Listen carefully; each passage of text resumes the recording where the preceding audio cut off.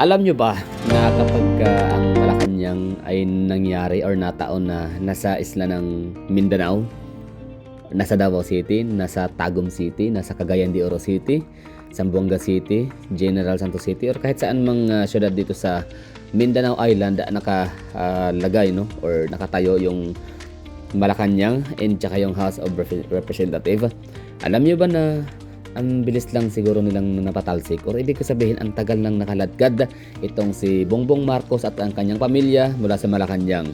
Ang tagal na siguro naming nakaladkad itong si Martin Romualdez no at saka yung mga House of Representative ng mga kurakot. Kaso nga lang nasa Maynila no? Nasa Luzon, so nasa Kamanilaan, nasa Malacanang, nasa Manila. So, di ko maintindihan bakit itong mga Pilipino na nasa Manila nakatira. Milyon naman kayo dyan eh. Ang dami nyo ha. Samantalang kami mga taga Davao City, we're only 2 million mahigit, no? Kasama pa yung mga bata dyan, matatanda. Pero kita nyo naman dito sa Davao City. Lahat kami nag-gather dito sa streets para ipakita, iparating, iparinig. Kahit alam naming bingit, nagbibingi-bingihan, no? At nagbubulog-bulagan itong mga taga-gobyerno natin, taga Malacanang and Kongreso. But still, hindi kami nahahadlangan para gawin ang gusto naming iparating no. Ang mga taga Davao ay Pilipino din kami dito, hindi kami mga taxpayers ho kami no. Hindi ho kami dito mga kriminal, hindi kami dito mga palamunin ng bayan no, kundi kami natatrabaho din. In fact, Davao City is one of the richest city in the Philippines. We're top 5 pinakamalaking GDP sa buong Pilipinas, next to Quezon City, Makati City, City of Manila and Taguig. So Davao City is isa sa pinakamayaman na syudad sa Pilipinas, like contributing talaga kami ng napakalaking revenue sa ating kabanang bayan. Tapos ngayon gaganyanin lang nila ang mga taga Davao. Kami mga taga Davao sobrang liit talaga sa ang tingin, hindi lang ng mga kawatan ng mga congressman, hindi lang ng mga taga Malacanang, kundi ng mga taga Kamaynilaan, taga Luzon na rin no. So talagang tingin nila sa amin dito ay basura, tingin nila sa amin mga taga Davao ay walang kwenta. Hanggang dito lang kami no, parang napaka-isolated namin mga tao, hindi na alam na consumer din kami, isa rin kami sa nagpapatakbo ng negosyo sa Pilipinas. Kumbaga kumakain din kami ng Jollibee, kumakain din kami ng McDonald's, bumibili kami ng mga mamahalin damit din kita paano no. Basta siya, malaking tulong. Din Pilipino din kami, so sana naman wag niyo kaming tratuhin na iba no. So shout out yan sa inyo mga taga Luzon, particular no sa may Kamaynilaan. Nakakasama ng loob sa kung iisipin na yan nga, kumbaga kami daw ay walang kwenta, wala daw kaming boses. Hindi niyo ba alam na pinahiram namin ang aming Tatay Digong sa inyo diyan? Hindi niyo ba alam na kung hindi lang sana pwede kami hindi pumayag. Oo, pwede namin talagang mangalap ng perma or petition na wag nang tumakbo si Tatay Digong. Pero siyempre, hinayaan namin kasi gusto din namin makatikim ng magandang pamamalakad ang buong Pilipinas, no? Hindi lang sa Davao City. Naalala niyo ba ang mga kilalang yung mga famous campaign during election day sa presidential? For example, si Gigi Marbinay, lagi niyang binibida ang kanyang Makati City. Sana niya, ganito kami sa Makati, mayaman daw sila sa Makati, so gusto daw maging mayaman sa buong bansa, kaya panalo. So, yun pala bodol, hindi naman pala totoo talaga na lahat ng lugar sa Makati ay mayaman. Samantalang sa Davao City, pag sinabing safe ang Davao City, talagang lahat ng parte ng Davao City, kahit sa kasulok-sulukan, kahit pa sasabihin natin mga Islam area, no, yung mga squatter area kung tawagin ng iba. So, yung Islam area or yung informal settlers na lugar na yan, siyempre, mga impoverished places kasi, yung may mga matataas na bilang ng mga mahihirap, yun talaga, di ba, kadalasan na may mga krimen na mga nagaganap na mga nangyayari, nakawan, snatch, ganon, hold up, or mga ganong mga bagay. Pero dito sa Davao City, kahit pa sa mga impoverished area na yon, yung mga informal settlers, slums, or squatter, kung ano man tawag doon, kahit punta kayo doon sa mga lugar na yan, kahit dayo kayo, hindi kayo mapapahamak dahil sa mga pulisiya, dahil sa mga batas na ginagawa ng mga Duterte. So pag sinabing ganito kami sa Davao City, ganyan talaga yan, totoo yan, hindi kami nagjo-joke, hindi kami nagbibiro or nagyayabang lang. Kita nyo naman dito, pag sinabing disiplinado ang mga taga Davao, totoo yan no? Pag sinabing malinis ang Davao, totoo yan. Kahit nga sa mga slums area, kahit pa sa mga Badjao area, makikita mo talaga na yung kailang mga bahay ay nakalutang man sa dagat, pero sa totoo lang, malinis pa rin siya kumpara sa mga lugar sa Kamaynilaan na ang nakatira hindi Badjao. Totoo yan, mas malinis pa ang mga Badjao kumpara sa mga Tagalog, mga taga Kamaynilaan no, na nakatira sa basta mas malinis pa ang Badjao community kumpara sa mga hindi naman Badjao sa Kamaynilaan. Anyway, so itong ano natin is itong panahon natin ngayon dito sa Pilipinas, hindi naman kasi tutungkol sa Mindanao, Visayas or mga Luzonians, no. It's all about Filipino citizens. Alam nyo ba na grabe na yung ano kakurakutan sa ating bansa ngayon, pero nakakalungkot ba na isipin na mayroon pa ring nagtatanggol kay BBM. Pero siyempre, yun na nga, pero grabe to the highest level ang kanilang kabubuhan, katangahan, 'di ba? So anong klaseng tao kasi yung kaya yung mga yun, hindi na alam na yun na nga, yung palang nag under the influence of illegal na mga droga, mga substances ang natin, taga Malacanang, 'di ba? Yung nagko-cocaine pa lang. So yun pa lang ay siya, wala namang proof na hindi nagko-cocaine kasi ayaw nga magpa-hair follicle test ni BBM. Si Tatay Digong dati, pagkaalala ko, talagang siya ay willing, no, na mag-undergo ng drug test, no, kasi para yun sa lahat, no. So during presidential campaign yata yun, no, sa mga debate, kung willing ba daw mag-undergo, sabi ni Tatay Digong walang problema, laway, tae, ihi, dugo, buhok, lahat, no, kulangot, basta para lang mapatunayan na hindi sila addict, parang gano'n, no. So willing, game na game si Tatay Digong na magpa-test. Pero bakit itong ating pangulo ayaw niya magpa-hair follicle test? No, why should I do that? No, ayoko. Ayaw niya mag-hair follicle test kasi alam naman niya na magpo-positibo talaga siya. Yan eh. So to the point ba na may mga kababayan pa rin tayo na ganun mag-isip, ganun sila ganun ang level ng kanilang katangahan, kabubuhan, no. Hanggang ngayon ay tinatanggap pa rin nila si Bongbong Marcos as pangulo, no. Pinaglalaban pa rin nila. So nakakalungkot lang. Pero wala sabihin natin may free will sa Pilipinas, meron tayong freedom, may kalayaan mamili, no, free of choice kung sino yung susuportahan. So dahil doon talaga sa totoo lang ay nagkakaroon tayo ng nagkandalilit ang buhay nating mga Pilipino dito sa ating panggobyerno. Sa totoo lang na kaya naman natin lahat magtrabaho, nagpapakapagod tayo para sa taxes, mantakin yun, ang laki ng mga taxes na binabayaran natin. Pero hindi man yung mga direct sa mga hindi naman direktang nagbabayad ng taxes, consumer pa rin, no. Alam nyo ba na yung mga binibili natin sa grocery, no, just in case lang ba na may mga nanonood dito ngayon hindi pa alam, ha. So yung mga binibili nating mga pagkain sa grocery, lahat yun may mga taxes na yun, no. Binabayaran na natin yun. Yan pa lang mga biyahe natin, yung mga lakad, no, mga travel, lahat yun bayad din yun. May taxes din tayo binabayaran doon, indirect nga lang. So yun, bali lang, no. So sa mga taga Davao City, ako bilang Davaoenyo myself, I speak as a Davaoenyo.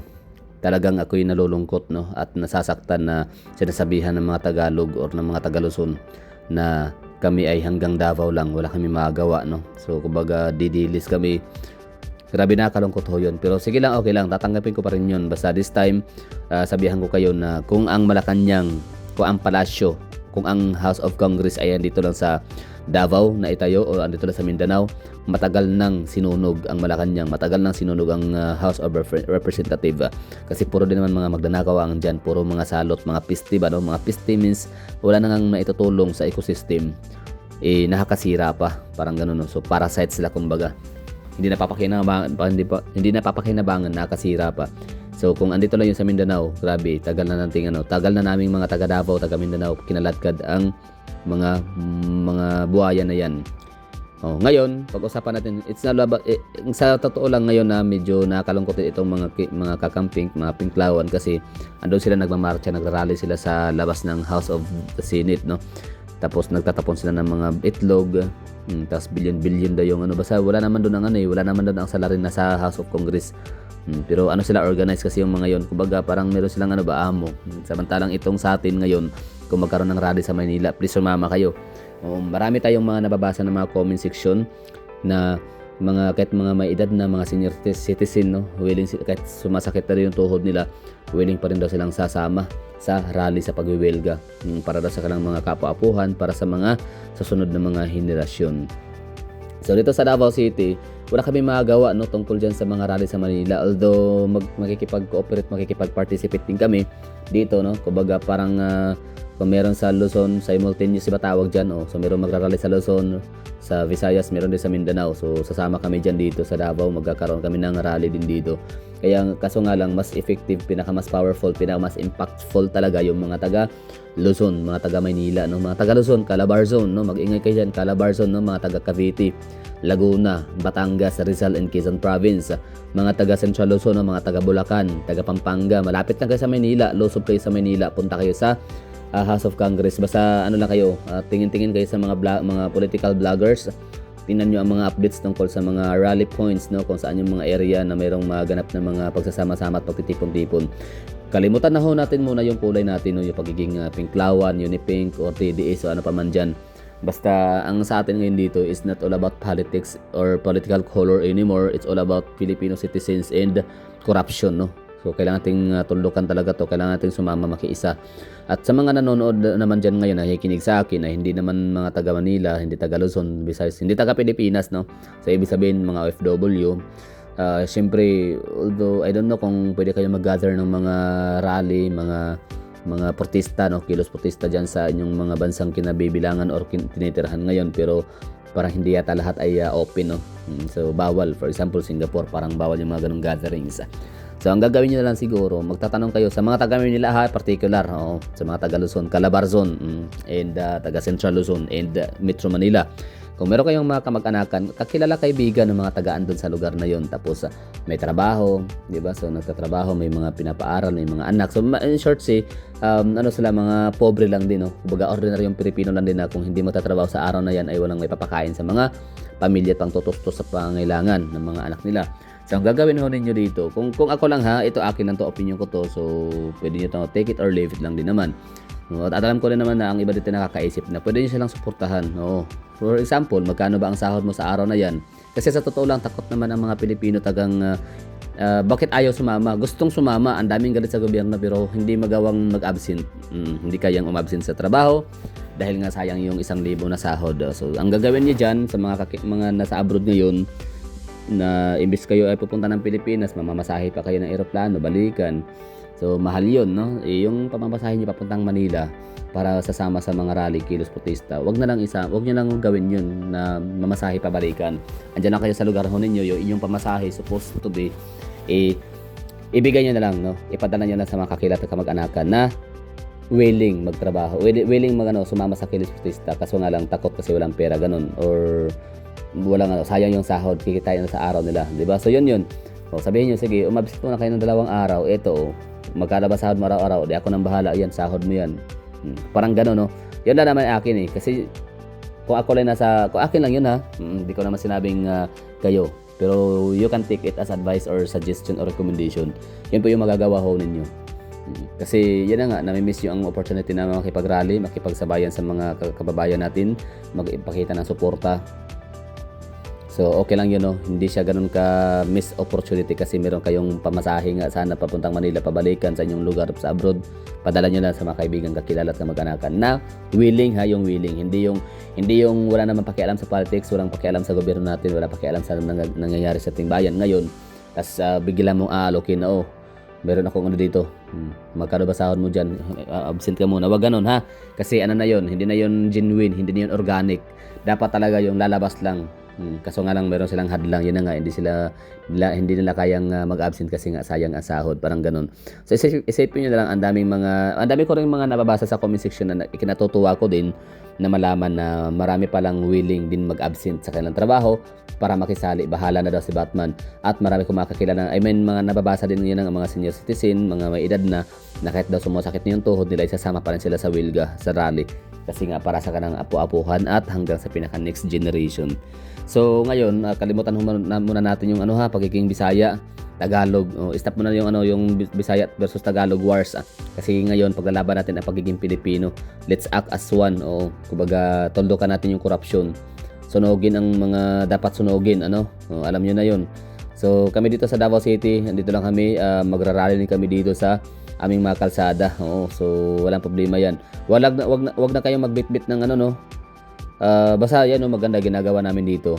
Bitbit kami ng flag, mga Philippine flags lang. Wala nang iba. So yun lang, ha. Good luck ko sa atin para sa bayan, laban. Kung isipin na lang natin ito, tandaan nyo lagi, ha, kung si Dr. Jose Rizal, kung sila Andres Bonifacio, sila General Luna ay nagbuwis ng buhay para sa ating kalayaan at kasarinlan. So paano na lang kaya tayo ngayon ng mga Pilipino na atin na ha, ipaglalaban natin ang atin talaga to, Pilipinas. Wala tayong mananakop, wala tayong mga dayuhang mga banyagang mga mananakop, mga konqueror. Pero yun na nga, ang kalaban natin ngayon is yung ating kapwa Pilipino na mga kurakot, mga congressman. So yun lang, good luck ho sa atin. Sana ay magiging successful, no? Ingat lang siyempre, ingat at dasal kasi alam natin na mga demonyo, diablo ang natin, mga panggobyerno ngayon. Hindi sila takot pumatay. Isipin nyo lang ha, si Tatay Digong matanda na yun, walang kalaban-laban na yun, matanda na ha. Nasa 80 anyos na siya, pero kita niyo naman, di ba, talagang hinaharas pa rin siya ng mga kapulisan. So hindi ko sinabi yung mga kapulisan ay masama, pero ang masasabi ko lang talaga, nakikita ko na yung pattern. Ang mga kasundaluhan at mga kapulisan ay hindi talaga sila direkta na nagpoprotekta sa ating mga mamamayan, kundi sila ay sumusunod lang talaga palagi sa utos na nakakataas ng ating lipunan. So sino ang pinoprotektahan? Yung presidente at yung mga congressman. So kung ano yung utos ng presidente, yun ang susundin. No, ibig sabihin, hindi talaga tayo ang hindi talaga tayo yung first or direct na siniservisyohan ng ating mga men in uniforms, no, kundi ang ating mga ang ating presidente, pangulo, no. So kapag sinabi ni presidente ni BBM na patayin nyo ang mga sibilyan na yan, ang mga dararalali, wala, susunod yung mga yan, no? Pag sinabing buhusan nyo ng tapon nyo ng granada, bombahin nyo, no? Lagyan nyo ng mga kung ano ng mga pampasabog dyan para mga matay lahat yan. So hindi ako parang maniniwala ako na kaya lang gawin. Kapag sinabi nilang hulihin si Digong, matanda na yan, ang harang, barang ganon, diba? So kahit alam ng mga kapulisan, mga kasundaluhan na walang ginawang masama ang Tatay Digong, kahit alam ng mga kasundaluhan na para sa bayan, no, sa mga mamamayan, para sa mga law-abiding citizens ang ginagawa ni Tatay Digong sa kanyang drug war, alam nilang walang pagkakamali, no, ang ating dating Pangulong Duterte, still hinuli pa rin nila. Yung Kibuloy pa lang, Kibuloy na compound, wala namang ginawang masama si Pastor Apollo Kibuloy, no, wala namang talagang kaso.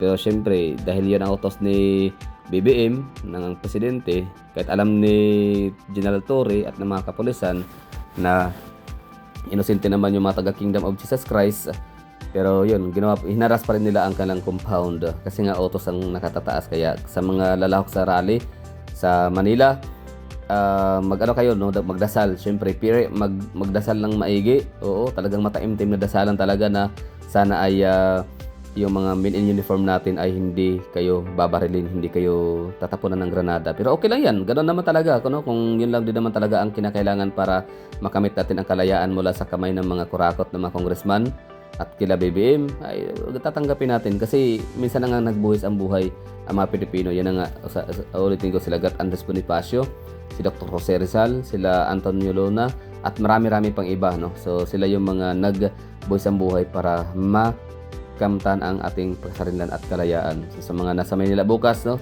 dasalan talaga. Magagawa natin yung kagaya sa Nepal, sa Indonesia, kung hindi lang talaga magiging berdogo, hindi lang magiging mga monster, no, itong mga kapulisan, mga kasundaluhan, mga uniform natin. Takot sila talaga sa takot sila na mawala ng trabaho, bahala na. Basta takot sila sa natin Pangulo. So yung susundin lang mandatory mandates ay yung talaga si BBM, sila Romualdez at kung sino pa yung mga diyan, hayok at mga uhaw sa kapangyarihan, no, mga magnanakaw. Grabe, tao lang din. Akala mo talaga kapag makapagnakaw sila ng trillion, billion, hahaba sila ng 300 years. Hindi naman, mamamatay din naman, no.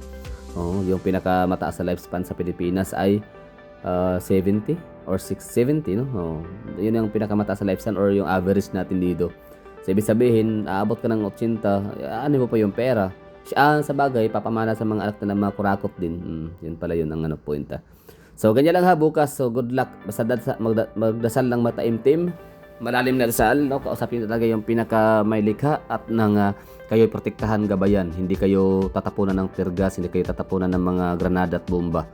Kasi nga alam natin ang kakayahan ng mga kapulisan, willing silang pumatay, no, kaya nilang mandukot o at ano pa mang mga kaya lang gawin, no, dahil sa yun ay utos ng Malacanang.